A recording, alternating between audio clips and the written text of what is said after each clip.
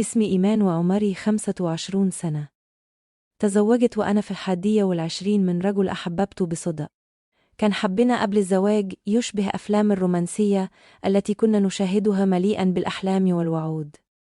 زوجي خالد كان يعمل محاسبا في شركة مرموقة، بدأ لي حينها شابا طموحا ومستقرا، وكان حريصا على إتمام زواجنا رغم أن إمكانياته المادية كانت متواضعة. بعد الزواج انتقلت للعيش معه في شقة صغيرة ملحقة بمنزل أهله في منطقة شعبية مزدحمة بالقاهرة. لم أمانع في البداية، فالحب كان كافيا لنتجاوز أي صعوبات. رزقنا الله بطفلة جميلة أعتقدت أنها ستزيد حياتنا بهجة وتقربنا أكتر، لكن مع الوقت بدأ الحب يتلاشى ليحل محل شعور بالفراغ والإحباط. المشكلة الحقيقية لم تكن في السكن المتواضع أو الحياة البسيطة، بل كانت في العلاقة الخاصة بيني وبينه. خالد كان رجلاً طيباً، لكنه كان ضعيفاً جداً في جوانب لا يمكنني التغاضي عنها. كان يبذل ما في وسعه، ولكن طاقته محدودة لدرجة جعلتني أشعر أنني لست متزوجة أصلاً. جربنا أكتر من طريقة، حتى أنه استشار أصدقائه وجرب بعض الوصفات والأدوية التي اقترحوها، لكن دون جدوى. لم أكن أعلم أن هذه المشكلة تحديداً ستجعلني أنظر إلى نفسي في المرآة وأتساءل بمرارة: أنا شابة وجميلة، لماذا أحرم من أبسط حقوقي؟ بدأت ألاحظ نظرات الإعجاب في الشارع، المعاكسات الخفيفة، كلمات الثناء التي تصل إلي أحياناً. كل هذه الأمور كانت تزيد شعوري بالمرارة، لأن من يفترض به أن يملأ حياتي لا يستطيع تلبية احتياجاتي الأساسية. مرت 4 سنوات وأنا أتحمل بصبر، ولكن هذا الصبر بدأ ينفد. في لحظات الوحدة كنت ألجأ لمشاهدة الأفلام على الإنترنت لأعيش ولو جزءاً يسير من الإثارة التي أفتقدها، متمنية لو كنت مكان البطلة ولو للحظة واحدة فقط.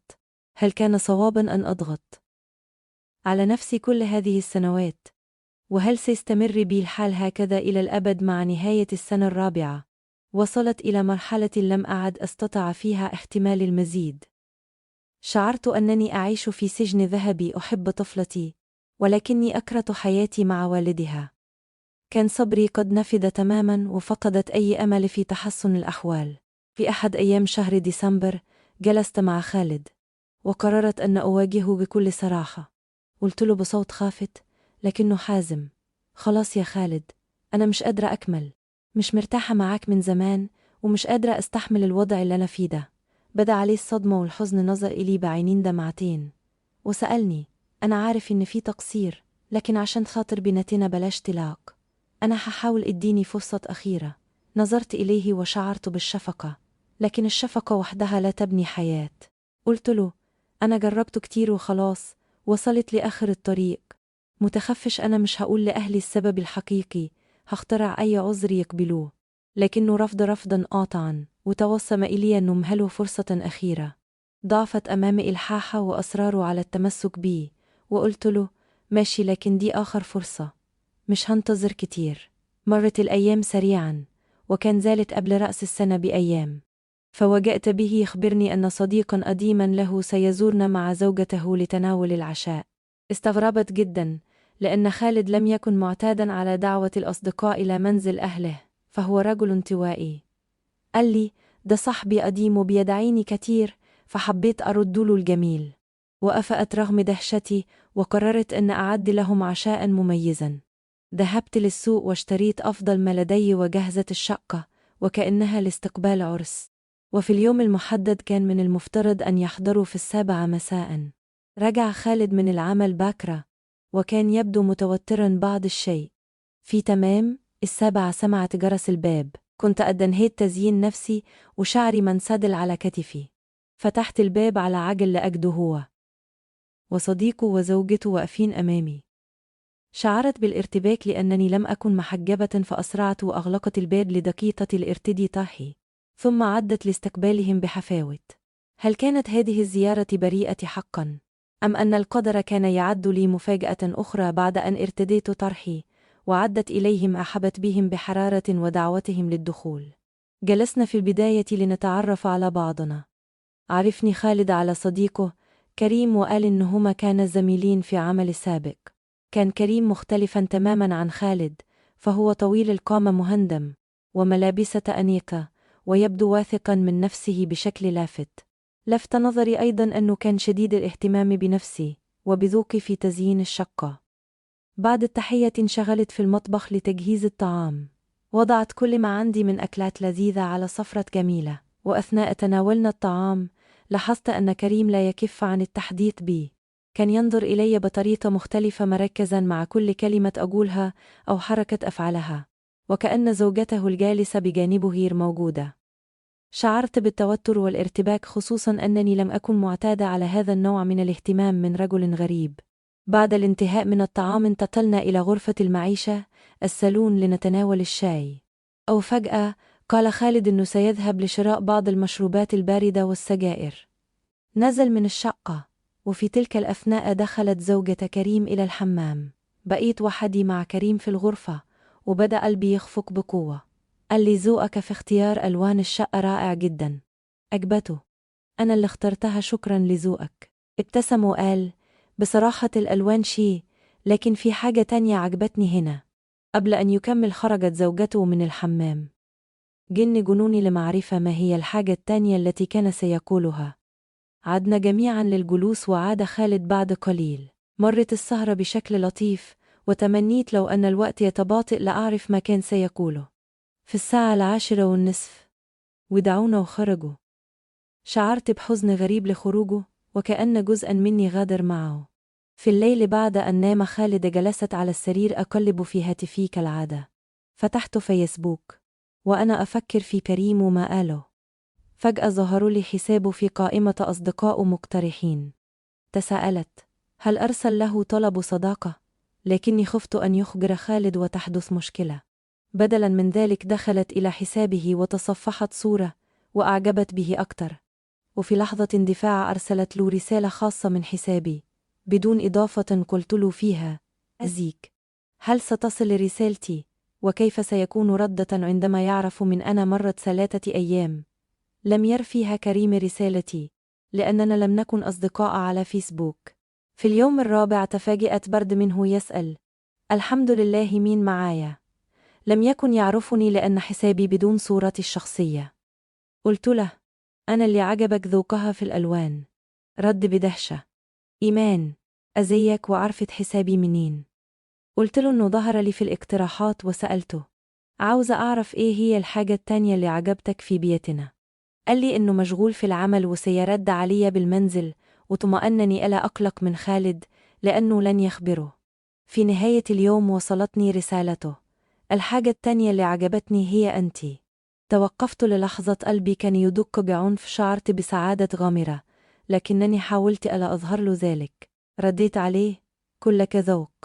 ومنذ تلك اللحظة بدأنا نتحدث يوميا لمدة أسبوع كامل في سرية تامة بعيدا عن أعين خالد. كنت أجد في كلامه الدفء الذي افتقدته والحب الذي حلمت به. في أحد الأيام قال لي بجدية: إيمان، أنا عاوز أصارحك بحاجة. أنت بنت حلال وطيبة وأنا بحترمك. شعرت بالفضول فسألته: حاجة إيه؟ صدمت عندما قال: خالد جوزك حكالي عن المشاكل بينك وبينه. قال لي إنك طلبت الطلاق الفترة اللي فاتت.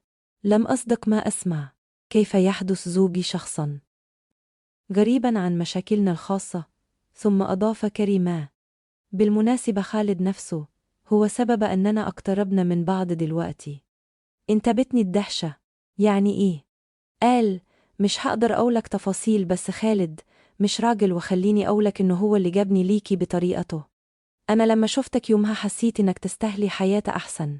ازدادت دهشتي عندما عرفت إن المرأة التي أحضرها معه في الزيارة ليست زوجته، بل مجرد زميلة أحضرها لتوهمني إنه متزوج. أقسم لي إنه غير متزوج أصلاً. في تلك اللحظة تغيرت نظرتي لكريم تماماً، أصبح عظيماً في عيني. أما خالد فقد سقط من نظري نهائياً، وأصبح شخصاً لا قيمة له عندي. استمرت مكالماتنا ومحادثاتنا لمدة 3 أشهر، وازداد حبنا وتعلقنا ببعضنا. ثم أخبرني كريم أن خالد طلب منه طلباً غريباً من قبل، لكنه رفضه. وعندما سألته عنه قال: خالد طلب مني أني أكون معاكِ. أنا رفضت ساعتها، لكن بعد ما عرفتك وحبيتك أنا نفسي أكون معاكِ بجد. عاوزك تسمعي كلامي عشان ننفذ الخطة. حدد لي أن أستمر في التذمر وطلب الطلاق من خالد، وهو من جانبه سيوافق على طلب خالد القديم. بعدها بيوم أخبرني كريمي أن خالد وافق على مجيئتي لزيارتنا مرة أخرى. هل أوافق على هذه الخطة؟ وهل سأستمر في هذا الطريق الذي لا أعرف نهايته؟ وأفطت على خطة كريم وبدأت في تنفيذها فورا. صارحة خالد بأني لم أعد أحتمل الحياة معه، وأن قراري نهائي بالانفصال. بدأت أتلكك معه في كل صغيرة وكبيرة وأشعر بالضيق من أقل تصرف. كان خالد ينظر إلي بحزن ويأس، لكنه لم يعد يحاول إقناعي بالعدول عن قراري، وبدأ عليه أنه استسلم للأمر الواقع. بعد 3 أيام من هذا الجو المشحون، أخبرني خالد أن كريم سيزورنا مرة أخرى. حاولت أن أظهر بمظهر المستغربة وسألته ببراءة: يجي ليه تاني؟ قال لي هو فاهم فيه تركيب الدش والقنوات الرياضية، وعايز اشترك في القنوات الجديدة. فقلت أسأله يساعدني. ضحكت في سري فقد عرفت خطة كريم الذكية. جاء يوم الخميس المنتظر. كان قلبي يخفق بشدة. وصل كريم 6 مساء، ودخل مباشرة إلى غرفة التلفزيون ليفحص الجهاز. بعد حوالي 10 دقائق جاء خالد إلي وقال: إيمان، محتاج أنزل أجيب شوية حاجات من برا عشان الدش يشتغل. كريم قال إنه محتاجها. هسيبه هنا يستنيني. تظاهر بالسذاجة وقلت: تمام، بس متأخرش عشان ضيفنا. نزل خالد وأغلق الباب. بمجرد أن تأكدت من خروجه توجهت إلى الغرفة التي كان فيها كريم. وقف أمامي مبتسما بكل حب وفتح ذراعي ليحتضنني. كانت تلك أول مرة في حياتي أشعر فيها بمعنى أن يكون بجانبي رجل حقيقي. شعرت بالأمان والقوة بين يديه لدرجة إني كده أسقط من شدة ما شعرت به من أحاسيس جديدة تماما. قضينا معا حوالي ساعة عشت فيها كل ما حلمت به وتمنيته على مدار سنوات زواجي ال4. شعرت أنني امرأة لأول مرة وعرفت معنى الإشباع العاطفي والجسدي.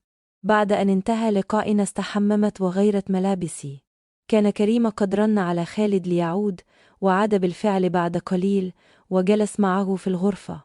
بعد ساعة غادر كريم، وذهبت أنا لأخلد إلى النوم. كان جسدي منهكا لكن روحي كانت سعيدة.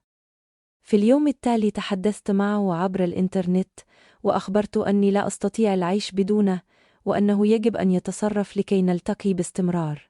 ومنذ ذلك الحين بدأ كريم يأتي إلينا كل أسبوع لمدة ساعة متنكرا في صورة فني الصيانة أو صديق يزور خالد. أصبحت هذه الساعة الأسبوعية هي وقودي للحياة، وهي التي تجعلني أتحمل بقية الأسبوع مع خالد.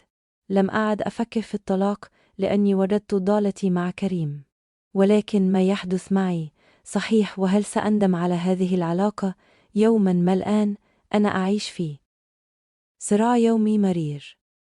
عندما يكون كريم معي أشعر أن الحياة جميلة وأنني امرأة محظوظة. أحس بأني زوجة حقيقية وأن هناك من يقدرني ويمنحني كل ما أريد. لكن عندما يغادر وتخلو بي نفسي تبدأ الأفكار في مهاجمتي. أشعر بالذنب تجاه نفسي، أولاً وتجاه طفلتي الصغيرة التي لا ذنب لها. أعلم في أعماقي إن ما أفعله خطأ، وإن الخيانة ليست حل لمشكلة زوجية. في نفس الوقت لا أستطيع تخيل حياتي بدون كريم.